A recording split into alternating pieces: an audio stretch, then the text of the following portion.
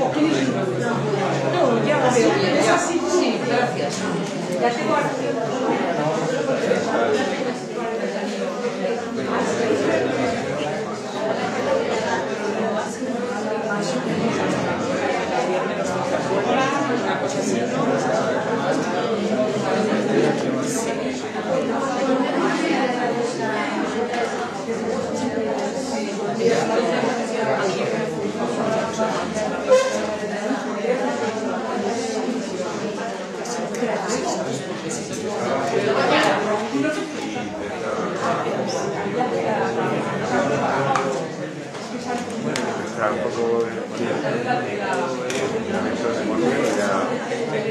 Bueno.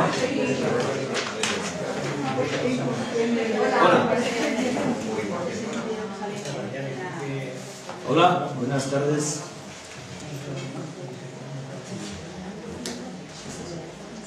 Lo primero, agradecer vuestra asistencia a esta penúltima ponencia del curso Desafíos y Tareas de un tiempo crítico de la Escuela Social, y antes de presentar a nuestra invitada de hoy, un par de cosillas de organización.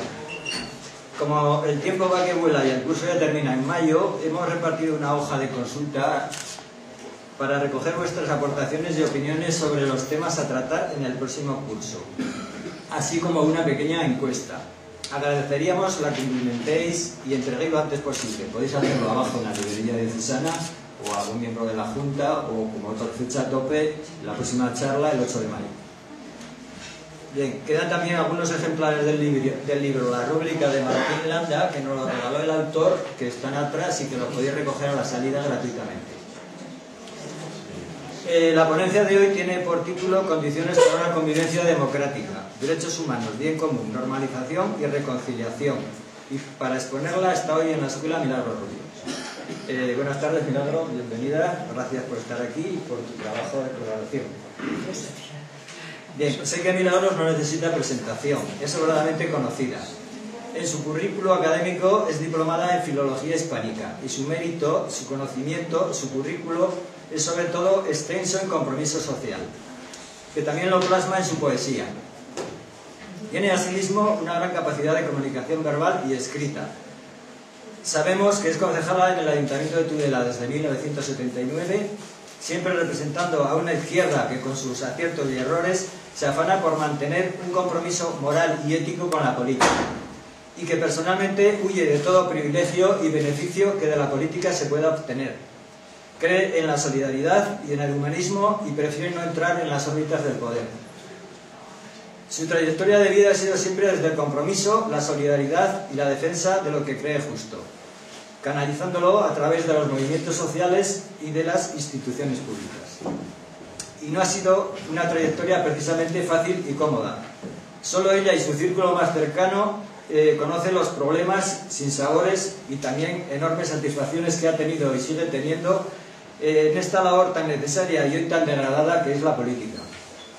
Esa escuchada frase que esconde una posición peyorativa y descalificadora de todos los políticos son iguales sería especialmente injusta en el caso de Milagros. No cabe duda que tanto para sus seguidores como para sus opositores, Milagros es un referente de que otra forma de hacer política es posible. Respecto al tema de hoy, citar una de las conclusiones existentes de los estudiosos. La convivencia democrática necesita de la búsqueda de una triple armonía: la individual, la social y la ecológica. Esa armonía está especialmente amenazada en estos tiempos presentes por las medidas tomadas ante la crisis y también por factores históricos propios. Verdaderamente, como dice el título de este curso, estamos en un tiempo crítico que nos exige a todas las personas que queremos una sociedad mejor nuestra cuota de compromiso y responsabilidad. Nada más, doy la palabra a Milagros.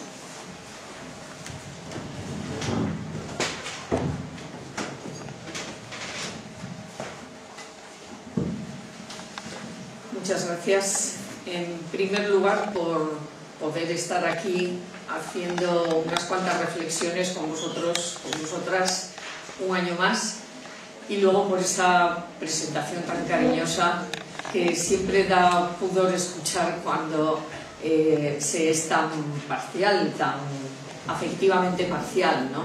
Porque también tendríamos que entrar en autocrítica y hablar de efectos, como todos podemos imaginar, y de errores, ¿no? Pero recojo la parte de cariño que eso implica y bueno, simplemente deciros que hoy podíais estar, seguramente cualquiera de vosotros aquí y yo ahí, podíamos intercambiar el puesto. Se trata de reflexionar en común y por lo tanto lo que yo voy a intentar transmitir es eso, unas reflexiones en parte propias y en parte que venimos haciendo desde Batzarre hace un tiempo y también de alguna manera asumidas una parte de ellas al menos en Izquierda Esquerra, porque el resto de colectivos ya lo tenían más reflexionado que nosotros en algunos aspectos. Bueno, ¿de qué os hablo al decir todo esto? Os hablo de que cuando hablamos de convivencia democrática, derechos humanos, bien común, normalización, reconciliación, nos podemos ir por muchísimos temas, como podéis imaginar. Sin embargo, yo he decidido, en la coyuntura en la que estamos y viendo el momento importante que estamos viviendo tras el anuncio del cese definitivo de la violencia de ETA, ir fundamentalmente por ese camino, por todo lo que tiene que ver en este apartado con el cese definitivo de la violencia de ETA. Pero previamente sí que me gustaría que reflexionásemos en conjunto sobre algunos otros aspectos que hoy amenazan la convivencia democrática, además de todas las reflexiones que hagamos en torno a la violencia. Hay algunas cosas que veréis, si es que llegáis a verlo cuando hay letra tan pequeña ahí, que no vamos a leerlas todas, son solamente por si alguien luego tiene interés, como dejaré a la escuela social el PowerPoint, pues bueno, pues se puede hacer con el quien quiera, es un guión, pero en todo caso, fijaros, el instituto en este caso es el Instituto Peruano, podríamos haber cogido cualquiera, de derechos humanos, habla de la convivencia democrática y los derechos humanos y pone una serie de premisas para que podamos hablar de tal. Solamente voy a leer alguna de ellas. Desarrollo integral de las personas y construcción de formas de convivencia centradas en el respeto y en la práctica de los derechos humanos y valores democráticos. Esta definición es importantísima. Entre los objetivos, promover el respeto y la defensa de la vida y dignidad humana, y me voy hasta el final, dotarse de condiciones de vida dignas, alimentación, trabajo, sanidad, educación, vivienda, cultura, pluralidad, participación. Ahí es nada. Eso sería, con todo lo que hay de por medio, algunos de los elementos objetivos para alcanzar por medio de la convivencia democrática. En cuanto al bien común, normativamente, más o menos, porque habría muchísimas definiciones y podríamos entrar en mucho detalle, una definición comúnmente aceptada es esta: es aquello de lo que se benefician todos los ciudadanos y ciudadanas o los sistemas sociales, instituciones y medios socioeconómicos de los cuales dependemos para que funcionen de manera que beneficien a toda la gente.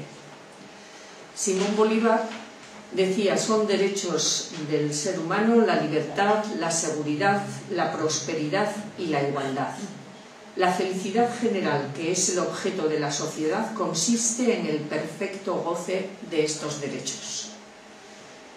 Cabe reflexionar en este sentido si en la sociedad actual nos acercamos a ese modelo de convivencia democrática, de respeto a los derechos humanos y de velar por el bien común.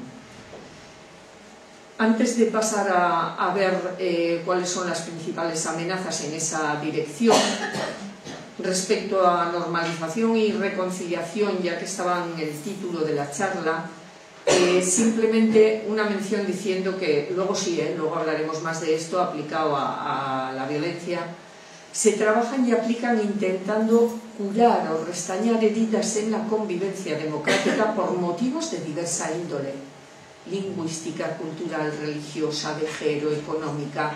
O sea que la convivencia democrática, como abarca tantos aspectos, puede resentirse por múltiples de ellos o por alguno de ellos. ¿Qué amenaza la convivencia democrática en nuestro entorno hoy?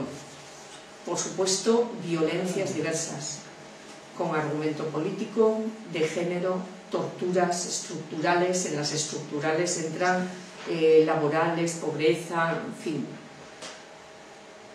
Intentar uniformar en lugar de dar rienda suelta a la pluralidad, en lugar de ser activamente pluralista, la intolerancia, la xenofobia y el racismo, el desempleo, la pobreza, la exclusión y la involución de derechos sociales y cívicos. A pesar, como os comentaba, de que voy a centrarme en el primer punto, y no solamente en el primer punto, sino un aspecto del primer punto, la violencia como argumento político y más en concreto en el cese definitivo de la violencia de ETA, me parecía importante dentro del curso y dentro de la denominación general que se le ha dado a la charla, comentar brevemente lo que vemos en este recuadro. ¿Por qué? Porque creo que estamos viviendo unos momentos muy difíciles para la democracia, para la convivencia democrática. Y creo que son particularmente difíciles desde la época de los primeros 80 hasta aquí, si dejamos a un lado, porque vamos a hablar específicamente luego de ello, el tema de la violencia de ETA. Digo difíciles porque hasta hace casi nada lo que veíamos era una sociedad avanzando en la construcción de la democracia, con defectos, con lagunas, con errores, algunos pasos adelante y atrás, pero si hiciésemos un gráfico tendríamos que verla avanzando.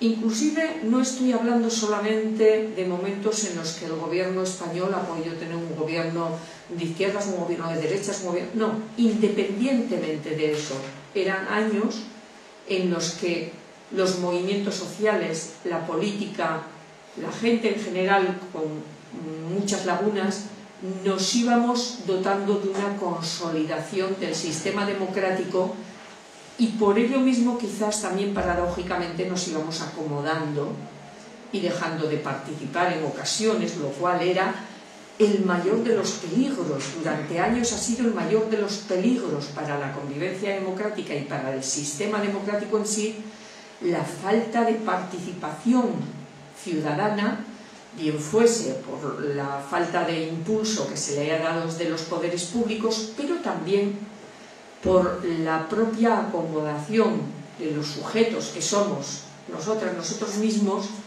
y que estábamos dejando de participar por un cúmulo de factores. Sin embargo, a marchas forzadas desde hace bastante, vamos a decir, como un par de años, se podría alargar un poquito más, pero sobre todo de un par de años hacia aquí, desde que se ha agudizado eso que llaman la crisis económica, realmente los peligros de involución no vienen solamente de la falta de actividad de la ciudadanía, siempre importante para que vayan en una dirección u otra, sino que vienen de muchos de los aspectos que están aquí mencionados. Primero ha sido el emigrante, mejor dicho, el inmigrante, la inmigrante, a quienes hemos tomado como objetivo y como centro de nuestros males, o hablo pluralmente, pero tengo la confianza de que aquí haya poca gente que lo hayamos hecho. Pero estoy hablando como miembro de la sociedad en la que estamos inmersas. Y después, y a la vez, la intolerancia en muchos aspectos, desde el punto de vista de la convivencia de identidades nacionales, lingüística, religiosa, cultural, a muchos niveles. Pero en estos momentos son los dos renglones últimos los que toman mayor protagonismo: el desempleo, la pobreza, la exclusión y la involución de derechos sociales y cívicos. Involución clarísima que inclusive se plasma en las leyes. cuando se reforma la Constitución vía de urgencia sin consulta a la ciudadanía para consagrar el déficit, la prohibición de déficit público dentro de la Constitución, dentro de la ley de leyes de la Carta Magna, muchas veces seguramente no habremos pensado lo suficiente la involución que esto significa. La Constitución al menos se votó en referéndum. Es el único artículo de la Constitución que no ha sido votado. Y además hay que preguntarse por qué esa involución. ¿Quién ordenó que eso se hiciese así y fuese tan rápido? Luego entramos. Pero es que ahora se anuncia una que, si se lleva a cabo, es muy importante. Y es que se quiere penalizar, se quiere castigar la resistencia pacífica. Es decir, si en una manifestación como las que el movimiento del 15M ha llevado a cabo o en otras en las que hayamos podido participar, mandan disolverse, salir de un sitio, abandonar un lugar y simplemente te quedas de brazos cruzados sin salir, con esta nueva ley estarías cometiendo un delito. Es grave, el sistema democrático va hacia atrás normativamente, pero quizás tan grave o más es como va hacia atrás con una reforma laboral que elimina derechos sindicales, que permite a una empresa bajar el sueldo unilateralmente, despedir a la gente por estar unos días de baja, etcétera, etcétera. Así nos preguntamos, ¿la soberanía reside en el pueblo? La Constitución española de 1978, en el título preliminar, dice que la soberanía reside en el pueblo. Y entre las cuestiones que contempla el título, dice que la soberanía nacional reside en el pueblo español, del que emanan los poderes del Estado. Previamente, por supuesto, ha hablado que propugna el Estado social como valores superiores de su ordenamiento jurídico, la libertad, la justicia, la igualdad y el pluralismo político. En fin, si bien es cierto que esto estaría un poco reñido con el último renglón, porque la forma política del Estado español es la monarquía parlamentaria, amén de todos los favores que la monarquía se está haciendo a sí misma en los últimos tiempos, al margen de eso es cierto que la monarquía en sí misma es un sistema desigual, que premia por herencia a una familia sobre todas las demás y además les da poderes políticos importantes. Pero al margen de eso, respecto al título, se contradice tremendamente con la situación actual. ¿O reside la soberanía en los mercados en este momento? En España hay un reconocimiento claro y general, incluido el Financial New York Times, en fin, distintos periódicos de Monde, por supuesto aquí El País, El Mundo, hay un reconocimiento clarísimo de que la deuda más preocupante es la privada, la de la banca, no es la pública. ¿Y cómo es posible que en tan pocos años la deuda pública se haya disparado así? Por cierto, os recomiendo un artículo que viene junto a la editorial, un artículo de opinión en el diario de Navarra a este respecto, que explica bastante bien esta situación de un catedrático de economía y merece la pena echarle un vistazo. Bien, ya hemos hablado de la aprobación del artículo 135 de la Constitución española. Antes no os lo leo, pero es el que hemos hablado con respecto a la prohibición del déficit. Bueno, no hay, esto hay que aclarar, no hay ninguna institución en el mundo que sin déficit consiga mantener el estado de bienestar para sus ciudadanos y ciudadanas.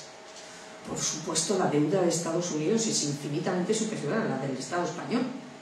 Sin embargo, como decía, en los últimos años, precisamente por el movimiento del capital especulativo a raíz de esta deuda privada tan fuerte que ha habido y que hay en España, se ha puesto en marcha y bombardea las economías de los países, de los estados incluso, que tienen esa situación. España se acerca a la situación de Grecia. Hoy en el artículo ese que os decía, comentaba que solo faltan unas cuantas huelgas generales para estar por el estilo. Estamos bastante similar, aunque no hayamos llegado al grado de desequilibrio y todavía formalmente no nos han intervenido, pero los mercados nos han intervenido clarísimamente. Bien. No obstante, dicho lo cual, porque me parecía, insisto, que en la coyuntura actual era importante comentarlo, ahora centraré mi intervención en la convivencia democrática tras el cese definitivo de la violencia de ETA, hablando del relato, crítica y autocrítica, presos y exiliados, víctimas, normalización, reconciliación y, si nos da tiempo, convivencia e identidades. Por cierto, que si alguien me hace el favor de dejarme un reloj, porque si no igual no me entero y no quiero pasarme de las 9 para que tengamos al menos luego media horita de diálogo entre todos. Gracias.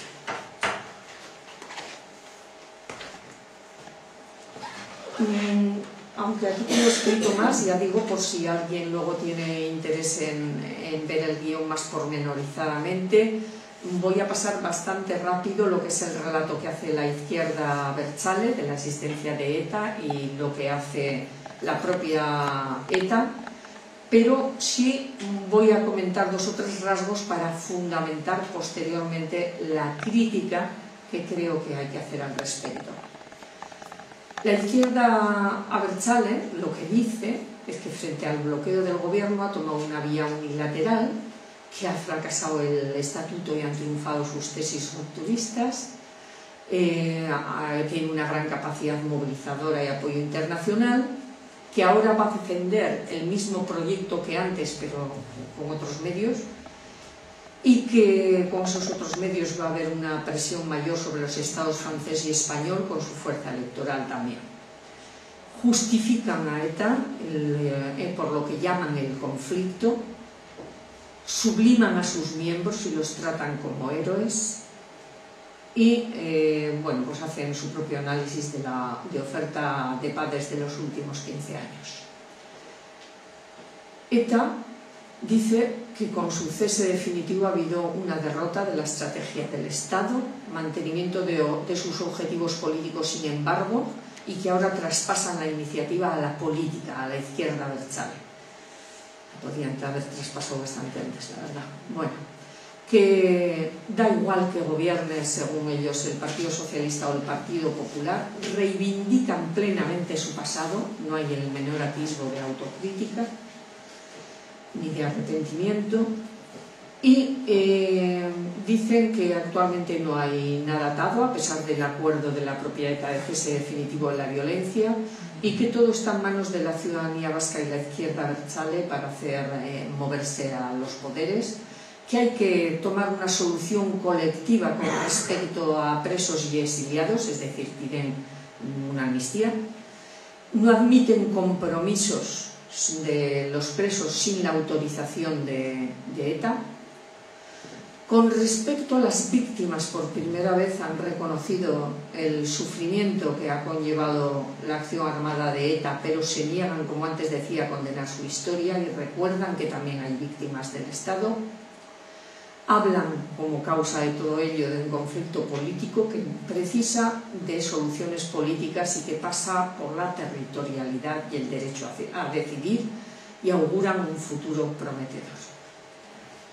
Esta es la síntesis de su relato y ahora voy a comentaros cómo vemos la crítica a ambos relatos y a otros sectores y también nuestra propia autocrítica y rectificación al respecto, que aunque llevamos mucho tiempo haciéndola, creo que debemos de seguir haciéndola, porque tenemos una gran deuda fundamentalmente con las víctimas. Las causas del final de ETA. Nosotros lo que vemos es que lejos de ese relato que construye ETA y la izquierda Abertzale, las causas del final son debidas a cambios en la propia sociedad vasca, española e internacional, a que ha habido un autogobierno fuerte en la comunidad autónoma vasca, en Navarra, y también liderado por nacionalistas en el caso de la CAP, a un asentamiento democrático y entrada en la Unión Europea, asentamiento democrático con todas las lagunas de las que antes he hablado en este momento por otro tipo de causas, no por lo que llaman el conflicto. Los atentados de Bin Laden, el final del IRA, son cuestiones internacionales que han influido dentro de la mentalidad, dentro de la situación política, dentro de la decisión de ETA. El acoso político, policial, jurídico, mediático, legislativo y penitenciario, esto sin entrar a juzgar que todo fuese positivo o negativo desde un punto de vista ético o moral. Estoy hablando de causas del final, más allá de un juicio sobre cada una de esas medidas, y también el crecimiento dentro de la izquierda y fundamentalmente de la juventud de izquierdas de valores pacifistas, tolerantes y pluralistas. Sobre la falta de legitimidad para matar a la otra persona. El terrorismo de ETA carecía de la más mínima justificación. Ha vulnerado derechos fundamentales, el principal el de la vida, pero también muchos otros. Es inaceptable para cualquier izquierda innovadora, para cualquier izquierda, habría que decir. Es una aberración moral atentar por razones ideológico-políticas en un sistema democrático, con todas sus lagunas, un sistema democrático. Muy fuerte es que los atentados tenían un carácter antipluralista, buscaban al diferente. Y por supuesto es una coacción antidemocrática que además a menudo ha reforzado los pilares más problemáticos y más represivos del propio Estado. Nuestra crítica a la izquierda abertzale es fundamentalmente por su seguidismo y coincidencia con ETA. No ha deslegitimado su acción y creíamos que era quien más tenía que hacerlo. ETA no es una fuerza emancipatoria y la izquierda abertzale la trata como si lo fuese. ETA no es la expresión del conflicto Euskadi-España. Al revés, ETA es la expresión del conflicto tolerancia-intolerancia. No es cierto que ETA no tenía otra salida en 34 años de democracia, entre muchas otras salidas que ha podido tener otras, por cierto, a lo largo de esta historia, de estas décadas, tenía también la de ahora mismo, dejarlo y punto. Las consecuencias de su persistencia han sido nefastas y la izquierda abertzale ha tenido una coincidencia básica con ETA en el relato y la sigue teniendo. Los resultados prácticos del terrorismo de ETA, ¿para ellos ha sido un éxito o ha sido un fracaso? No ha logrado sus objetivos, que eran autodeterminación, unidad territorial, soberanía. Ha sido un obstáculo para el desarrollo del vasquismo, especialmente en Navarra, desde luego lo ha sido. En Navarra no mejoran su posición político-electoral. Ha consolidado a la derecha en Navarra en el poder. Es cierto que no solo las responsabilidades de ellos, habría que entrar en más responsabilidades, pero la ha consolidado. Ha tenido unos costos humanos injustificables, por supuesto en las víctimas en primer lugar, eso ya lo comentaba antes y además haremos un apartado específico en las víctimas, pero incluso en sus propias filas y en la sociedad. Otros resultados que hubiesen sido diferentes a los dichos hasta ahora tampoco hubiesen justificado esta barbarie. Ahora vamos a ver, antes de la autocrítica de algunas izquierdas, vamos a ver la crítica de otros sectores sociales, porque ETA se ha beneficiado del apoyo o de la comprensión o de ambas cuestiones de la izquierda radical vasca y española, entre las cuales me incluyo, del nacionalismo vasco moderado y de nacionalismos periféricos, de la Iglesia Popular Vasca e incluso del Estado francés. Quien no recuerda al ministro socialista en los años 80, a mitades de los años 80, hablar de ETA como los resistentes a de fer. Con respecto a eso que llamamos la izquierda radical, en nuestro caso vasquista, y voy a hablar específicamente de Batzarre, y más en concreto de MK. Tuvimos unos años con una escasa reflexión sobre males intrínsecos al uso de la propia violencia en general y específicamente de la de ETA. Un desconocimiento y desconsideración de las aportaciones de la no violencia hasta la insumisión al servicio militar obligatorio que nos hizo reflexionar muchísimo. Y estoy hablando en general, porque sí que hubimos personas, no solamente a quienes se nos conoce, porque públicamente igual en algún momento lo pudiéramos decir, muchas otras compañeras y compañeros internamente, que estaban clarísimamente por hacer críticas públicas a ETA, porque todos además éramos disconformes, pero no lo hacíamos.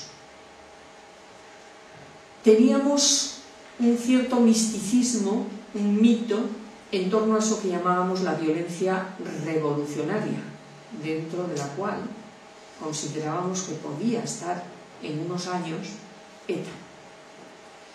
Aquello que viene de ideas marxistas-leninistas que decía que la sociedad no puede cambiar pacíficamente, democráticamente, y que tendrá que ser por las armas como se pase a una revolución socialista. Hacía ver, muchos años después de aquellos momentos, este tipo de violencia con el misticismo heredado también del papel en el franquismo, discutible en sí mismo, pero en todo caso diferente al de la democracia, hacía ver un papel a la violencia como revolucionaria. Apoyamos, no Batzarre, pero sí el MK, políticamente a HB. Y esto dio aliento a la persistencia del apoyo a ETA. Hacíamos críticas internas y guardábamos silencio público. La rectificación comenzó bien entrados ya en los años 80, con la evolución negativa de HB y su prepotencia, con nuestra desdogmatización en principios teóricos marxistas-leninistas, en situación internacional, de la mano de los nuevos movimientos sociales, con la insumisión que nos hizo vivir muy directamente valores pacifistas, de resistencia pacífica, civil, democrática, con grandes atentados que menciono algunos, aunque siempre da rubor, porque esto no se puede entender como que los demás no merecían haber tenido también esa consideración, pero quiero decir cuáles fueron los que en especial nos empezaron a hacer que nuestras autocríticas fuesen ya públicas. Hipercor, Cuartel de Zaragoza, Joyes, Miguel Ángel Blanco, cargos políticos por el hecho de serlo, de otras opciones. Tardamos demasiado tiempo y hoy de nuevo aquí públicamente quiero pedir perdón por todo ello.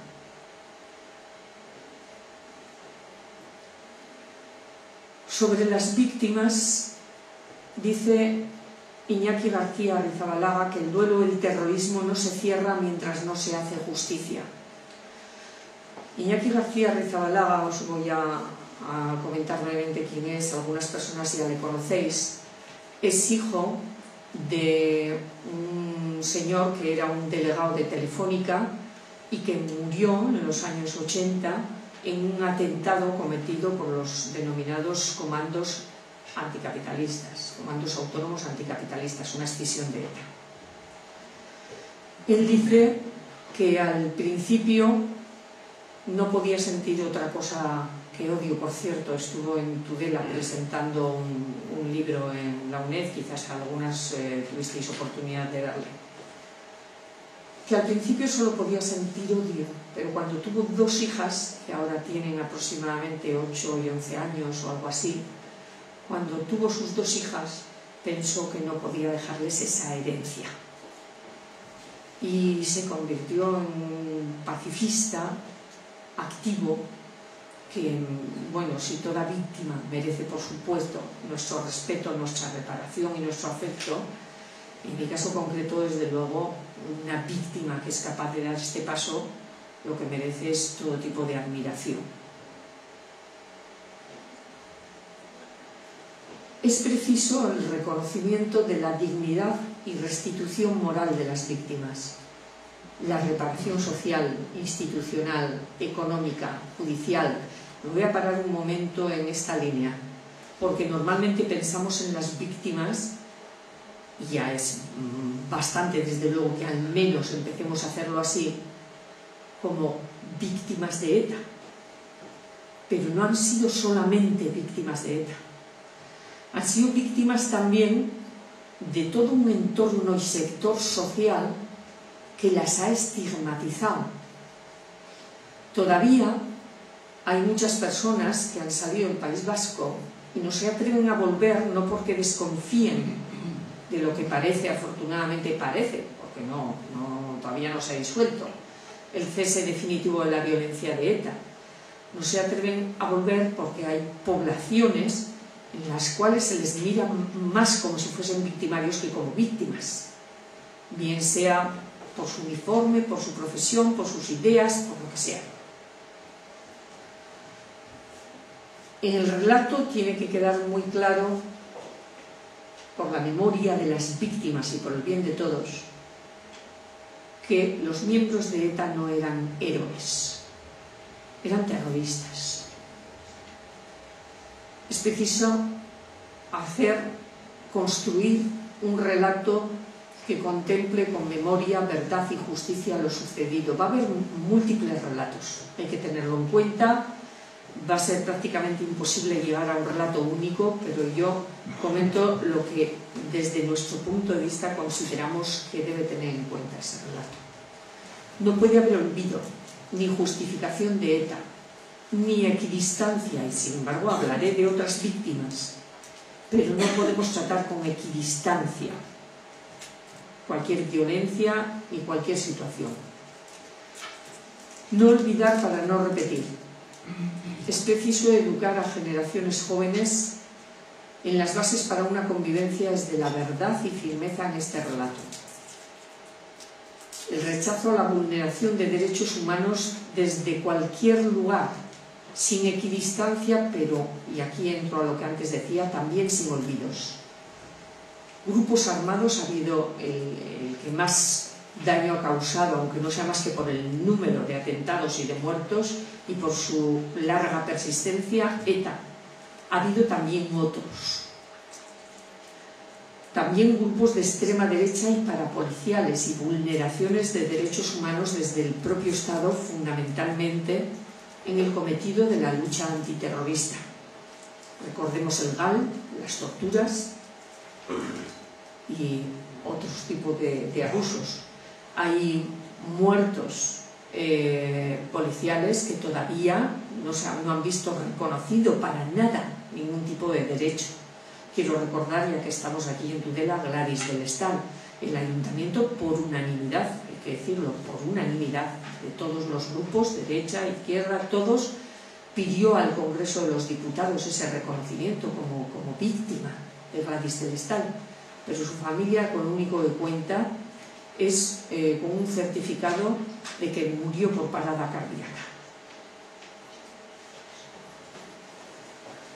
Sobre presos y exiliados.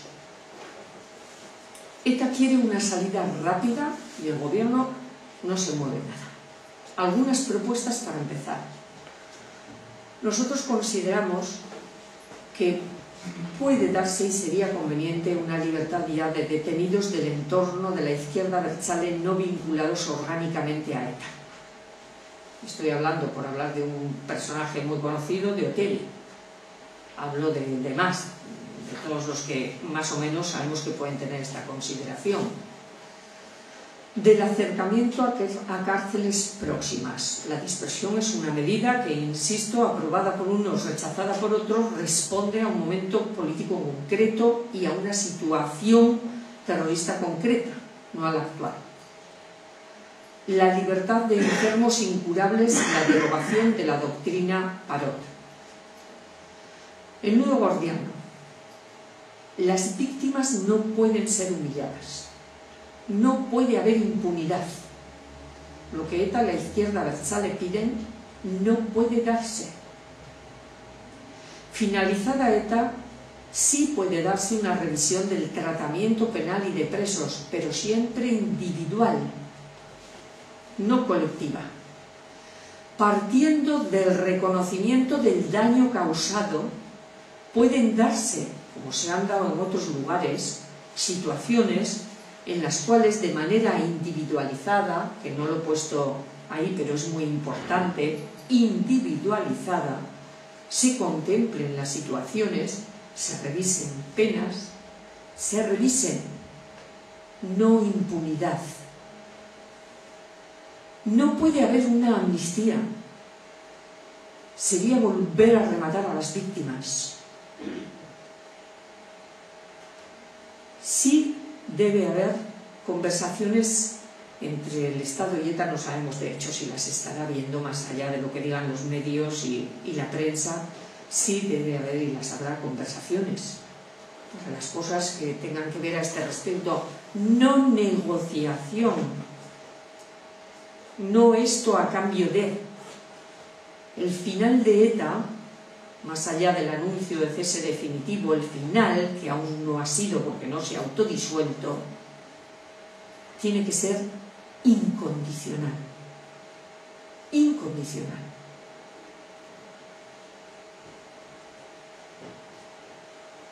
Si conseguimos que se dé ese final incondicional de ETA, que hay que decir que parece razonable esperar que pueda lograrse, parece, y sé que soy muy cautelosa, pero después de las experiencias habidas siempre hay que poner el parece, ¿no? Hasta que no se disuelva ETA. Parece que esta vez es de verdad, sería incluso logísticamente, según dicen los expertos, sería ya muy difícil que pudiese volver, pero no se ha disuelto aún, parece. Si se da esa disolución, hablemos de normalización y reconciliación. Esto será un proceso largo, de muchos años. Cuando digo largo no hablo de unos meses, hablo de muchos años. No se dará nunca esa normalización y reconciliación si es un lema utilizado para la impunidad. Si quien habla de normalización y reconciliación lo que está pidiendo es una especie de ley de amnistía por una fórmula u otra y de punto final. Eso no es normalizar ni reconciliar. Insisto, eso es rematar a las víctimas. Es precisa una escucha atenta a las víctimas, que no quiere decir que las víctimas tengan que dictar la política antiterrorista ni nada de eso, pero es preciso escucharlas y tenerlas en cuenta. Es exigible a los miembros de ETA la condena de su propia actividad y un arrepentimiento inequívoco. Un arrepentimiento inequívoco que, si luego nos da tiempo, podemos leer una parte de una entrevista que le hizo El País en febrero a Iñaki García Rizabalaga, del que antes os hablaba, porque accedió, después de pensárselo mucho, a participar en un programa en el cual se entrevistaban víctimas con terroristas. En su caso, no con quien asesinó a su padre, primero porque dice que cree que igual no lo hubiera resistido, y segundo porque es uno de esos atentados todavía sin esclarecer. No se sabe las personas concretas que lo hicieron. Fue con otro terrorista, un terrorista arrepentido, y os leeré para que veáis que hay cosas en las que parece que sí se puede captar si el arrepentimiento es equívoco o inequívoco. Con esos supuestos habrá que reintegrar en la sociedad. Reintegrar es rehabitar, volver a habitar dentro del mundo democrático a víctimas y a victimarios. Reintegrar victimarios no quiere decir no penalizar. Una reintegración moral puede darse en la cárcel, fuera, es independiente del lugar donde uno esté ubicado. Esto, si alguien tiene interés, también tengo por aquí algún documento, pero se puede buscar en internet. Hay un documento de Tomás Valladolid, que lo podéis encontrar en la página web de Iglesia Viva, que es ilatinaviva.org. Esa es la web. Y hay un documento muy interesante sobre la rehabilitación, la reintegración de víctimas y victimarios desde un punto de vista eclesiástico, pero yo creo que es sinceramente desde un punto de vista ético y moral. Habrá que trabajar mucho en la educación para la no violencia. Se ha empezado algo en la Comunidad Autónoma Vasca con testimonios de víctimas. Tomás Valladolid, del que antes os hablaba, reivindica que se haga también con el testimonio de victimarios arrepentidos, y yo creo que sería bueno extenderlo más allá de la Comunidad Autónoma Vasca. Y una cuestión muy interesante, muy interesante. No sé qué he puesto en la última, redunfarse, eso no es nada, bueno, se estaría escribiendo y no he mirado la pantalla. Pero reinserción de espectadores pasivos, el crimen al que se ha asistido pasivamente. ¿Qué se debió hacer y no se hizo? Ya sé lo que quería poner, redefinirse. Hay una parte muy importante, fundamentalmente de la sociedad vasca y de la sociedad navarra, también de la sociedad española en buena medida, pero sobre todo en la sociedad vasca y en la sociedad navarra, que ha asistido pasivamente a lo sucedido hasta que la cosa fue un clamor fundamentalmente de la mano del Foro de Erba. De ahí en adelante quizás cambió, pero se ha asistido, ya no hablo de quienes han colaborado en un sentido u otro, se ha asistido muy pasivamente a lo sucedido. Y hay que redefinirse. La violencia de ETA, si miramos al fondo de la cuestión, puede que no nos deje a nadie como éramos. Si somos capaces de mirar de frente y de situarnos respecto a nuestro papel, puede que la inmensa mayoría tengamos que redefinirnos al respecto. Voy a insistir porque antes lo he mencionado brevemente, que hay otras violencias y que en ocasiones se puede caer en la tentación, por eso de que no debe haber equidistancia, en olvidar las otras violencias. Y estoy hablando de violencias de argumentación política o de actores políticos. Ya no hablo, por supuesto, la violencia de género, otro tipo de violencias que antes hablábamos y sobre las que puede existir un mayor consenso social. Estoy hablando de que como demócratas el relato que he intentado transmitir, el papel que creo que debemos jugar cada cual, la consideración de lo que es normalización y reconciliación, no debe hurtar nuestro papel de condena y posición activa frente a otras violencias. He hablado del caso de Gladys, pero hablo también claramente de violencias ejercidas contra los victimarios, contra los terroristas, de torturas, de derechos, de falta de conculcación de derechos humanos. También ahí hay que ser honestos, porque es fácil pasar de ignorar a unos a ignorar a otros. Y el victimario, el terrorista, en su papel, si lo ha tenido, de conculcación de derechos humanos, es un ser humano que merece también nuestra reivindicación y nuestro apoyo en ese aspecto como en cualquier otro. Al igual, no al igual, pero quiero decir con respecto a lo que estoy hablando de mirarle como víctima en este sentido, al igual que puede haber entre los asesinados por ETA personas con quienes no hubiéramos comulgado, pues un torturador, un tal, no merecía la pena de muerte, y como asesinado es víctima y como tal hay que tratarlo. Espero haberos sabido transmitir lo que he querido decir con esto. Para concluir brevemente, siempre partiendo, como he dicho antes, de que no hay ni ha habido motivo que haya justificado el terrorismo de ETA, sin ETA habrá un escenario mejor para mejorar la convivencia e identidades. Ya que el título de la charla hablaba de convivencia democrática, creo que es bueno que, aunque sea muy brevemente, veamos un poquito esto. Fijémonos en Navarra.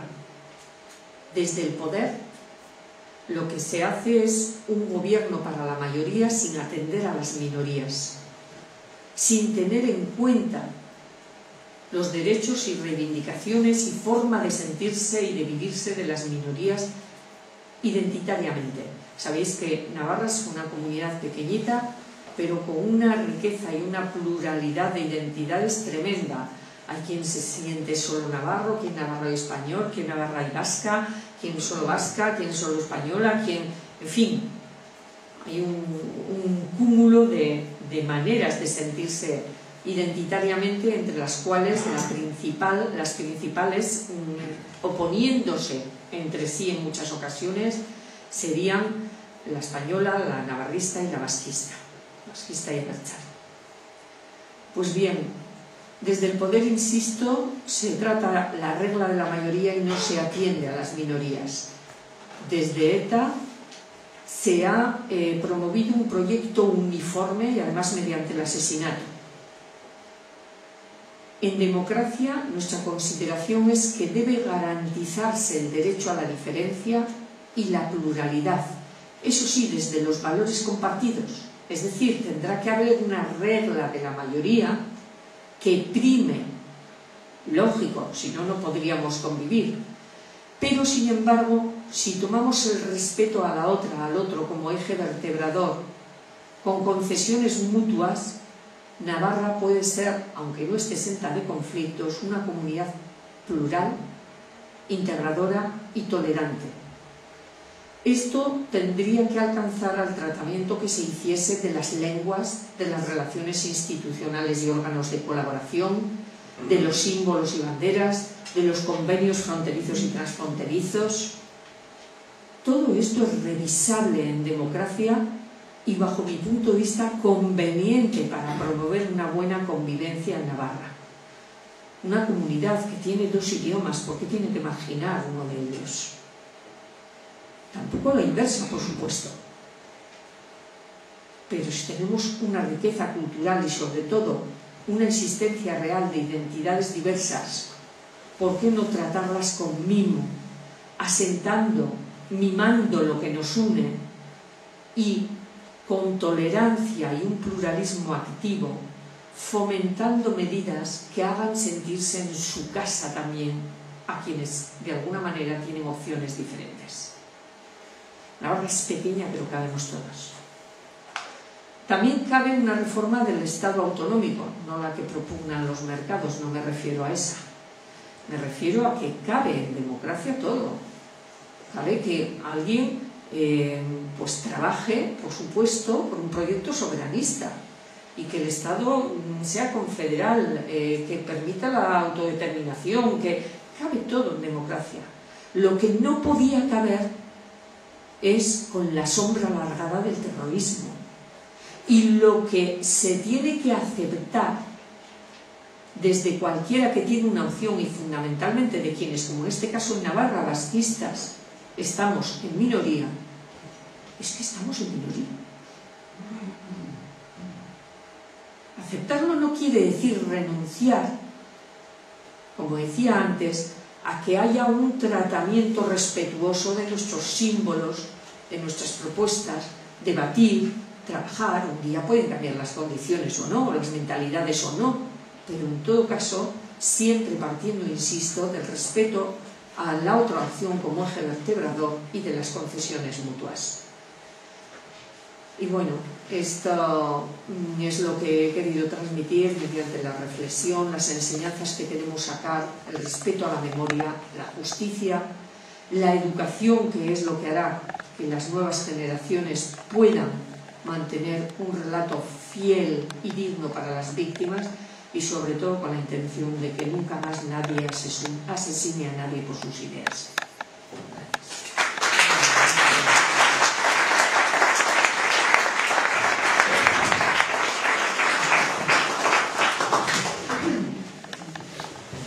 Bueno, yo antes de que comience el coloquio os quería felicitar como organización porque verdaderamente es un tema difícil.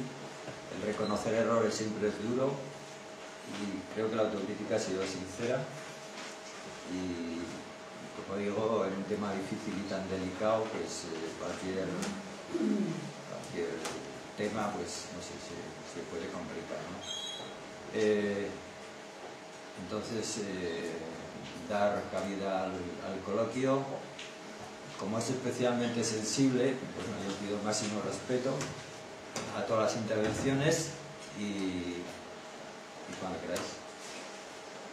Sí.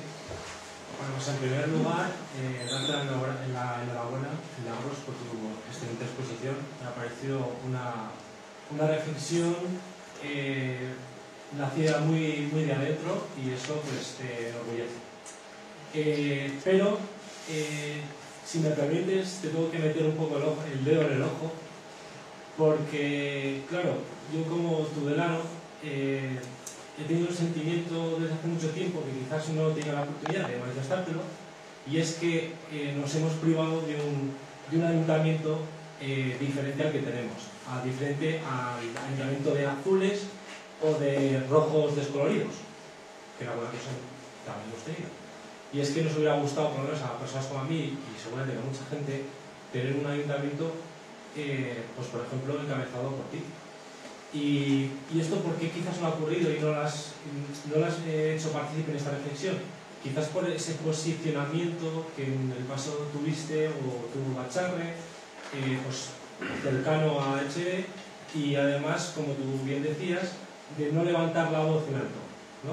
Cuando quizás en vuestro foro interno sí que lo sentíais. Yo creo que eso nos ha permitido tener una política diferente a nivel local. Es decir, que yo considero que mucha gente aquí en Tudela, que te admira mucho como yo, por ejemplo, pues estamos seguros que hubiera habido un cambio, que mucha gente hubiera apoyado electoralmente a Grupo Bacharre o a una izquierda parecida a este ayuntamiento, que parece que no tenemos otra alternativa. Así que solamente esa puntualización.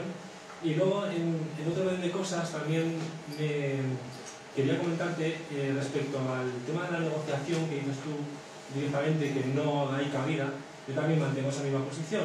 Lo que ocurre es que la negociación que desde mi entendimiento surge es la de poder posibilitar un diálogo que es muy difícil desde la política que está llevando ahora el actual gobierno del Estado, con ninguna concesión de ningún tipo.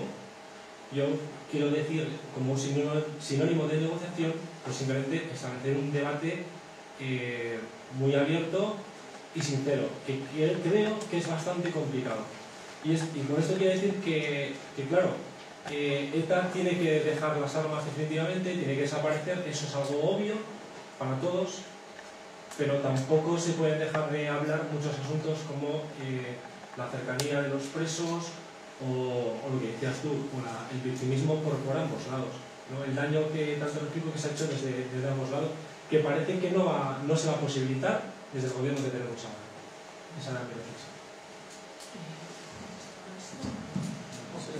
Si de momento no hay más preguntas, contesten. Sí. Respecto a las dos cuestiones que dices, pues en la primera, en la crítica tienes toda la razón. Lo que no sé es si la crítica hubiese conllevado otra situación para el ayuntamiento. Eso sinceramente no lo sé, porque creo que no es solamente ese aspecto el que a lo mejor hace a los ciudadanos el decidir una opción u otra. Pero bueno, en todo caso no lo sé. Igual tiene razón y podía haber habido una votación mayor, seguro. Eso seguro, eso te lo admito. Ahora, que hubiera dado para que una acción como la nuestra liderase el ayuntamiento, pues humildemente pienso que igual no, porque son más factores, ¿no? Pero quizás tú tuvieses razón. En todo caso, eso ni sería para mí el motivo principal, por supuesto, de haber tomado otra posición o no, y en cualquier caso, pues insisto que lo que admito es la crítica de fondo que dices, porque voy a rescatar lo que creo que debe leerse de ahí, y es que hay gente en Tudela que se identificaba con nuestras posiciones sociales, que no podía identificarse, afortunadamente para esa gente, con nuestro silencio con respecto a las condenas del terrorismo. Y por lo tanto, insisto, esa crítica sí la admito. Y cuando hay alguien que dice te arrepientes de algo y hay gente que dice pues no me arrepiento de todos estos años, yo sí me arrepiento de eso, de haber tardado demasiado. Hubo un tiempo en el que ya empezamos aquí en Tudela, es verdad que fuimos en ese sentido la avanzadilla dentro de Echarri, empezamos a condenar atentados, a abstenernos primero, a condenar después, y luego ya Echarri, que en el fondo pensaba parecido, ya empezó tal, pero tardamos, aún así nosotros tardamos mucho. Por lo tanto, no tengo en ese sentido nada que decir, tienes razón. Con respecto a lo segundo, pues coincido con lo que has dicho. De hecho, yo lo que ponía es conversaciones ETA-Estado. Incluso digo que no sabemos si se estarán dando ya. A lo mejor se están dando, aunque estén diciendo que sí, que no, o lo que sea. Lo que pasa es que ETA las quiere revestir de negociación. Y eso no puede ser. ETA no puede salir de triunfadora. Porque no lo ha sido, además. Es que no lo ha sido, sé que estás de acuerdo, lo digo con insistencia, más bien contestándoles a ellos, no lo ha sido. Y luego hay que tener en cuenta que para que un gobierno pueda, bueno, puede dar pasos siempre, por supuesto, pero para facilitarle, dar algunos pasos como los que tú has dicho y yo mencionaba, por supuesto los simplemente humanitarios, ¿no? Personas enfermas incurables, o luego cuestiones como la doctrina Parot o la dispersión, que como digo responden más allá, o la ilegalización de opciones políticas que responden a otros momentos más allá de la opinión que tengamos cada cual. Yo en concreto con la ilegalización estoy en desacuerdo, aunque no sé juzgar si ha sido positiva o negativa para el final de ETA, que igual ha sido positiva, sé que estoy diciendo algo un poco fuerte, pero igual para el final de ETA ha sido positiva. Otra cosa es que aún así yo no estoy de acuerdo, porque no todo vale en la lucha antiterrorista. Creo que hay que ser demócratas convencidos, ¿no? Pero cuestiones que facilitarían, digo, que ese tipo de pasos que sí creemos que hay que darse den, incluso la revisión de algunas penas, empezando por supuesto por donde no hay delitos de sangre, ¿no? Pues es que es lógico que se pida, oye, muestra una autocrítica pública, un arrepentimiento. Ya no hablo de petición de perdón, que sería deseable, pero ya no hablo de exigir petición de perdón, pero un arrepentimiento. Todo eso facilitaría también el que se pudiesen dar ese tipo de medidas. Hay un impasse que ETA y la izquierda abertzale quiere echárselo todo al gobierno, y es verdad que el gobierno popular, seguramente presionado por sectores todavía más duros, como UPyD en esta materia, que está jugando un papel igual muy duro, y por algunos sectores sociales y demás, pues no da ninguno de los pasos que considero que sí se podrían dar ya.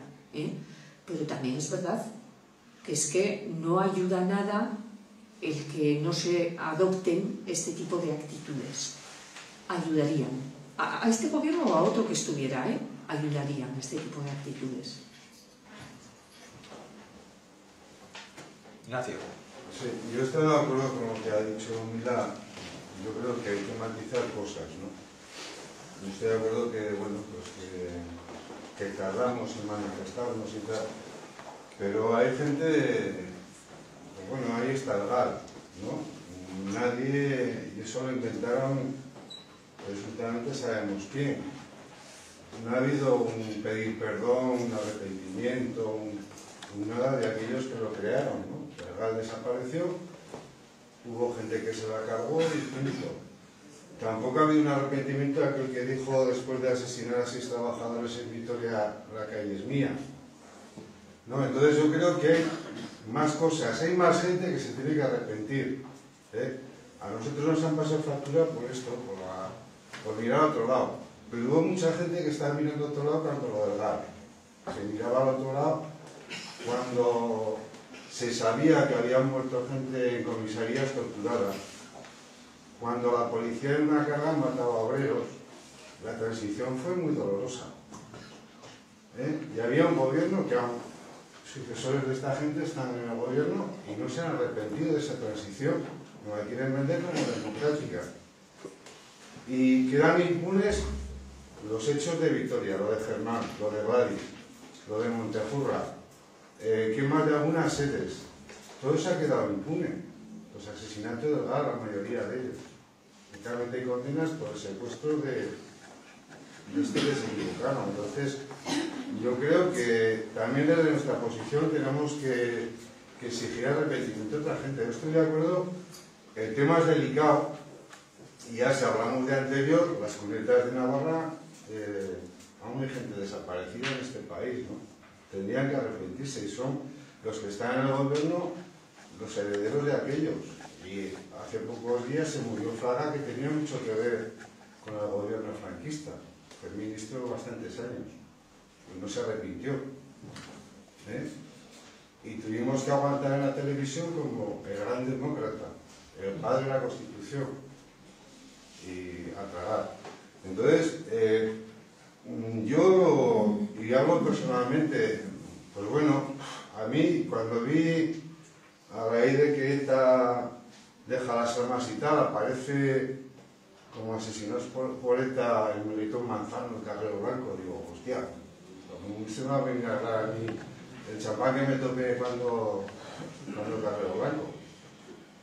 Y no, de eso no me arrepiento. Porque fue responsable uno de los responsables de la guerra civil. Y igual soy muy bestia en eso, pero bueno. En aquel entonces yo creo que toda la izquierda brindamos con champán. Y yo por lo menos del champán que me bebí no me arrepiento, en absoluto. De lo de Carrero Blanco. Sí que hay cosas que luego fuimos como diciendo, bueno, pues está mal, pero bueno.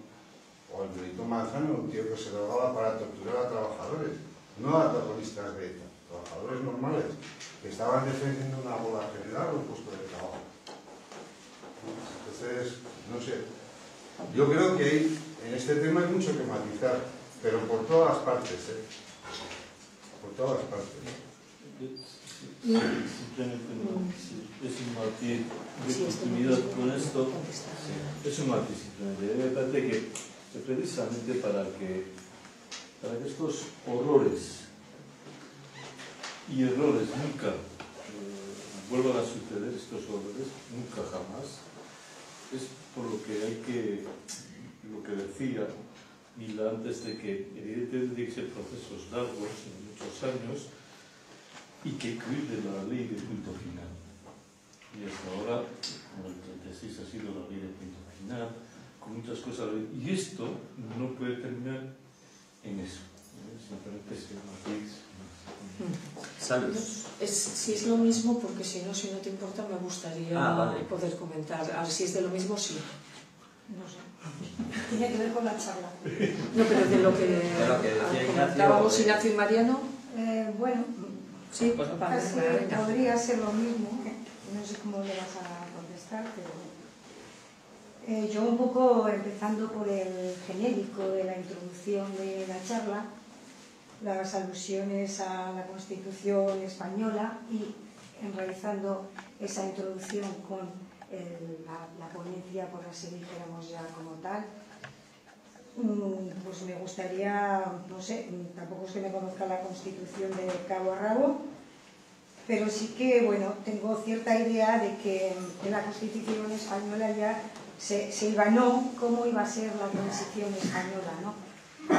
Y yo creo que en ese hilván creo, y lo digo honestamente, es mi opinión, que allá se hicieron olvidos premeditados. Olvidos premeditados.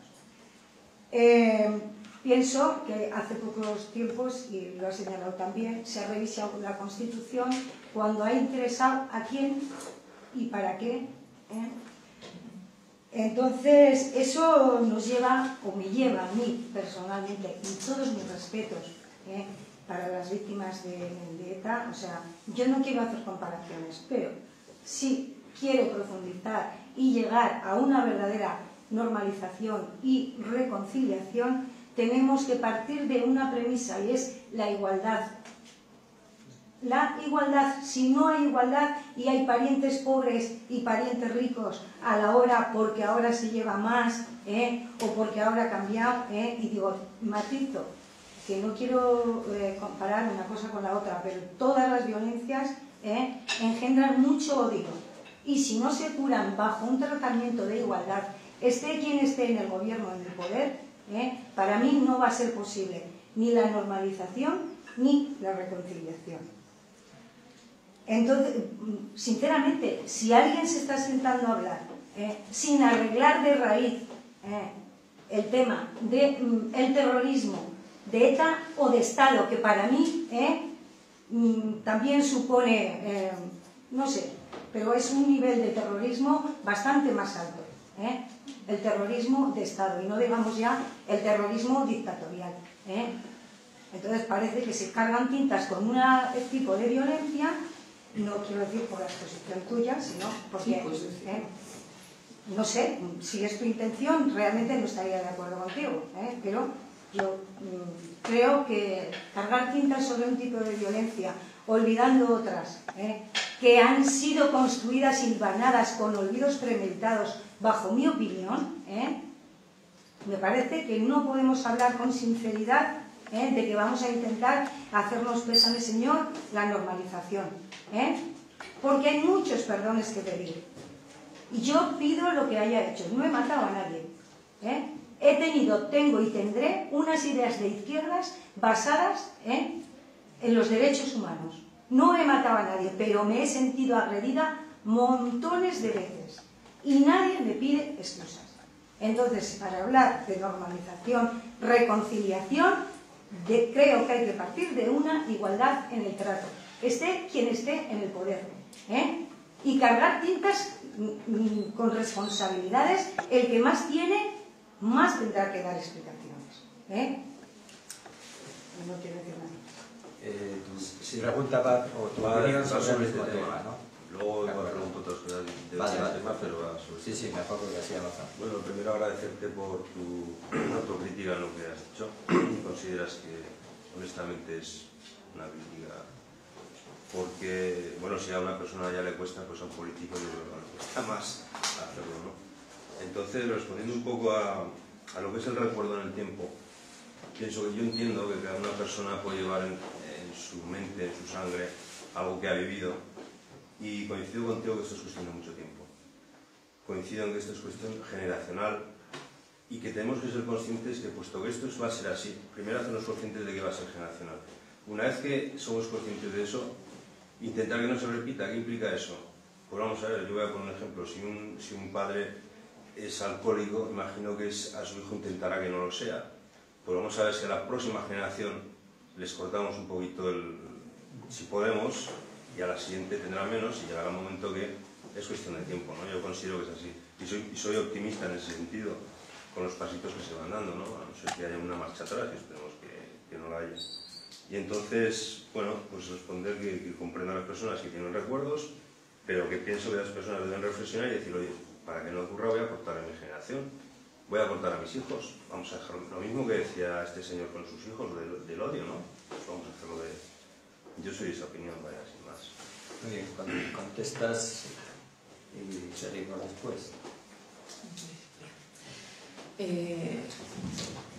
Vamos a ver, lo primero el decir que, por supuesto, a cada cual estamos dando nuestras opiniones y haciendo nuestras reflexiones, y que, por lo tanto, pues oye, quien considere otra cosa lo que he dicho, pues la considera y ya está, ¿no? Pero sí que me surge una reflexión cuando oigo algunas opiniones y más y menos, pues porque estamos hablando de gente amiga que nos conocemos, que hemos hecho muchas reflexiones conjuntas a lo largo del tiempo, ¿no? Y es decir, en nosotros hay déficit de pedir responsabilidades del Estado ante la tortura, o responsabilidades de otros ante el GAL, o responsabilidades ante la muerte de Germán, Gladys, Vitoria. ¿Hay déficits en ese sentido? Porque yo puedo contar por decenas las mociones que hemos presentado sobre esos temas y en esa dirección, por decenas. Pero para mí, y por supuesto que estoy hablando a nivel personal, como lo he hecho en otras ocasiones, para mí, a este respecto, me parece que no tiene que volver a repetirse lo que considero que es un error que cometimos, y es condicionar a que otros hicieran lo que debían, condicionar a eso lo que debemos hacer nosotros. Es decir, hubo un tiempo que en el ayuntamiento presentábamos mociones condenando al GAL, y como el Partido Socialista y la derecha decían que no, decíamos que no en la condena a un atentado de ETA. Yo personalmente tengo que decir que hoy siento auténtica vergüenza de eso. A mí se me pone la carne de gallina. Me parece de una insensibilidad. Estoy hablando de mí, de lo que hacíamos, que no comprendo cómo lo pudimos hacer. No lo comprendo. Sí, lo comprendo en las explicaciones que he dado antes, pero eso no justifica que no rectificásemos antes. El que otros no condenen, el que otros no se arrepienten, el que otros no hagan, bajo mi punto de vista, no puede, no debe ser una excusa para hacer lo mismo. Yo tampoco, por supuesto, no solo no mataba a nadie, sino que he estado siempre en contra de la violencia. Eternamente era de las que estaban en contra. Pero no condené en su momento. Y mantuve silencio en muchas ocasiones, silencio público. Y sin embargo pedí, requerí, exigí la condena del GAL, del asesinato de Gladys, de los muertos de Vitoria, de Germán, y eso creo que tenía que hacerlo, pero mi laguna fue la otra. Yo por lo menos no quiero que se me repita esa triste historia. No quiero. Y yo reconozco que yo nunca brindé con champán en momentos de nada, pero a lo mejor, pero desde luego no puse en cuestión el asesinato de Carrero Blanco. Sin embargo, esto, insisto, vuelve a ser una reflexión personal. Yo, las reflexiones posteriores y la lectura de opciones de la no violencia como un método pacífico de lucha, a mí personalmente hay muchas cosas, hay otras que discutiría, pero hay muchas cosas que me parecen muy útiles y que, desde luego, lo primero, el que... voy a hablar de Melitón Manzanas, que fue ya en la democracia, ¿no? Pues que, lo que he dicho antes, que yo a este señor le... 68 Melitón Manzanas, el asesinato de Melitón Manzanas, pues ha habido otros torturadores, perdón, que han sido en la democracia y hemos tenido una consideración parecida. Y en ese caso, no obstante, la barrera, habría que hacer una cierta barrera entre el franquismo y la democracia, pero yo personalmente no para condenar a muerte a nadie. Yo personalmente. Pero desde luego, en la democracia, de la mano de las reflexiones de la no violencia, se haya sido torturador o no se haya sido torturador, estoy contra la pena de muerte. Y como mínimo, por el derecho a un juicio justo. Con abogados, con fiscales, con lo que sea. Y para mí, una víctima puede ser víctima y victimario a la vez. Y en unos conceptos lo es como víctima y en otros como victimario. Y insisto en que Agresiones, yo claro, no he venido a contar aquí personalmente, pero algunos ya las conocéis, amenazas de un lado, de otro, de cosas, de tal, pero es que la charla no he intentado que fuese por ahí, sino que estamos analizando ante el cese definitivo de la violencia de ETA lo que pensamos al respecto, es lo que he intentado. Si estuviésemos analizando específicamente las torturas, pues daría una charla diferente sobre las torturas. Y si estuviésemos analizando específicamente la violencia policial que ha conllevado la muerte de Gladys o de Germán o del chico de la comunidad autónoma vasca últimamente, que no recuerdo ahora el nombre, o etcétera, etcétera, etcétera, estaría dando otra charla. Pero seguro que si diera esa charla, bueno, seguro no, pero probable, que entre nosotros no habría muchas voces diciendo hay que decir que de ETA tal.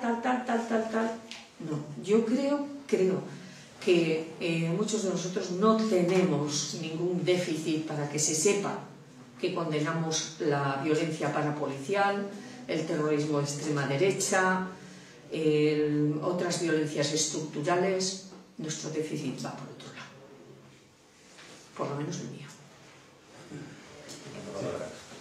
Sí, yo quería decir un poco, creo que no me he desviado del tema, referente a esto, al análisis del final de ETA y de cómo se avecina el nuevo futuro pues, que tenemos ahora presente. Yo pienso, y me mantengo un poco de lo que decía, de la palabra negociación, que quizás no te gusta, pero que creo que es vital, y me hago mías las palabras de Salus cuando incorporaba la palabra, decías igualdad. Sí, ¿no? Igualdad, en el sentido de una justicia igualitaria. ¿Qué quiere decir con esto? Que no puede haber, que tiene que haber concesiones por las tres partes. Y digo, ¿por qué tres partes? Porque esto es una relación triádica. Por un lado está el Estado, por el otro lado está ETA y por otro lado están las víctimas, que nadie las puede obviar. Y todos tienen que salir ganando, en parte, cada uno desde su parte, desde su justicia igualitaria. Es decir, las concesiones que tenga que hacer el Estado no pueden ser las mismas que haga ETA. Y por supuesto las víctimas tendrán que sentirse, como mínimo, pues que se hace justicia con ellas. Es decir, que los que han cometido un asesinato tendrán que cumplir su condena. Estoy de acuerdo contigo cuando decías que lo que no cabe es una amnistía. Porque entonces ya una de las partes no se sentiría con una justicia igualitaria. Pero sí, con el planteamiento que tiene ahora la situación actual, esto no se puede dar. ¿Y por qué? Porque hay partes, porque todas las partes quieren salir ganando. Y esto en una resolución de conflicto es imposible. No se puede salir ganando todas las partes. Tienes que ceder. Tienes que ceder. Perdona que te corte, pero bueno, tenemos ya poco tiempo. Vale. Por favor, condensar. Ya sé que son opiniones difíciles de hacerlo en dos palabras. Termino. Pues lo que quería decir es que se tiene que ceder por todas las partes. Que todas las partes sientan que no salen apaleados. Y ahora la única situación que se plantea es que todos quieren salir ganando. O sea, para ETA son héroes, para nosotros hemos ganado, hemos acabado con ETA, política, judicialmente y policialmente, y eso es un error. Por eso digo que tiene que haber una negociación real. Por eso digo. ¿Vale? Tienes tú, y no sé si había alguna más por ahí. Bueno, si da tiempo y si no, tenemos muy poco ya, ¿eh? Dos preguntitas muy rápidas. La primera, cuando has dicho que es exigible el arrepentimiento, no sé si podrías concretar un poco más. Porque, bueno, yo no conozco mucho de derecho penal, pero creo que el arrepentimiento no se le exige a ningún delincuente. Entonces, no sé si puedes concretar a qué te referías un poco. Y luego, saliendo del debate un poco del tema de ETA, como has hablado de derechos humanos, quisiera saber si te parece, si no te parece un hándicap para los derechos humanos la crítica que he oído de algunos sectores de que son occidentales, aunque están pensados a un nivel, es decir, que se supone que son derechos para todos los ciudadanos del planeta, que tengan una orientación del mundo occidental. ¿Puedes repetir que no te ha entendido la última parte, lo que preguntas? Sí, si no le ves un hándicap a los derechos humanos... Vale. Brevemente, por favor. Yo quería hacer una puntualización que yo, por supuesto que no pongo en cuestión lo que hemos denunciado un montón muchas veces la tortura y tal y cual. Yo lo que voy es que sí, que a la izquierda Abertzale y a ETA se le tiene que exigir un reconocimiento de lo que ha hecho, un cambio, pedir perdón y tal. Yo que quería apuntar que hay más gente que tiene que pedir perdón, sin más. Vale, pues contestas ya. Sí. Damos por terminado ya. Bueno, yo simplemente comentar que con respecto a lo del arrepentimiento que decías, Pachi, a un delincuente no se le pide el arrepentimiento, cumple su pena y punto. Pero aquí estamos hablando de adoptar alguna serie de medidas. Por ejemplo, quienes no tienen delito de sangre, o de evitar la dispersión, o de retrotraer algunas medidas legales que se han tomado. Y sobre todo estamos hablando no de acciones individuales.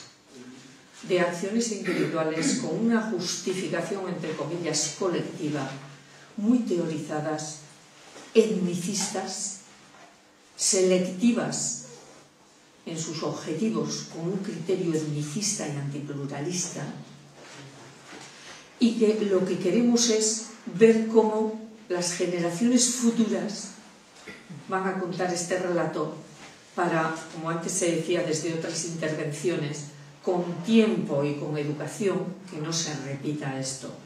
Y para eso, para mí es básico. Iba a buscar, lo que pasa es que estoy viendo la hora y no tenemos tiempo. Lo que me refiero es que fórmula legal se busca porque... Perdón un momento. Iba a buscar, hay fórmulas legales ya están establecidas. Otra cosa es, como vemos, que no se utiliza como un lema para pasar y punto, ¿no? De momento ETA les ha prohibido a sus presos hacer reinserción o hacer uso de las fórmulas legales que están establecidas. Hay fórmulas establecidas y de hecho algunos, los presos de Nanclares, se han acogido a ellas. Pero luego te pasaré, y si alguien tiene interés pues se lo paso también, la entrevista que antes decía del País, porque ahora no nos da tiempo, con Iñaki García Rezabalaga. Aparte de conmovedora, te va a aclarar bastante en ese sentido. Con respecto a los derechos humanos, eso nos da para una charla entera. Los derechos humanos occidentales, estoy de acuerdo, no se pueden tomar como la única consideración de derechos humanos en el planeta. Pero yo estaba hablando para aquí y ahora, en nuestra sociedad. No estaba intentando decir de que estos derechos humanos tengan que ser los mismos, de la misma manera los que funcionen en no sé qué tribu. De un lugar de Oriente. No lo sé. A lo mejor algunos la vida tendrá que funcionar, igual otros tienen que ser distintos, no lo sé. Bueno, pues muchas gracias por vuestra participación. Os invitamos a la próxima charla el 8 de mayo, que la da Pablo Archel, y es sobre el siempre actual reto de las alternativas. ¿Qué queremos decir? ¿Las tenemos o no? Y el día anterior, el día 7, al taller, si queréis asistir. Buenas noches y muchas gracias.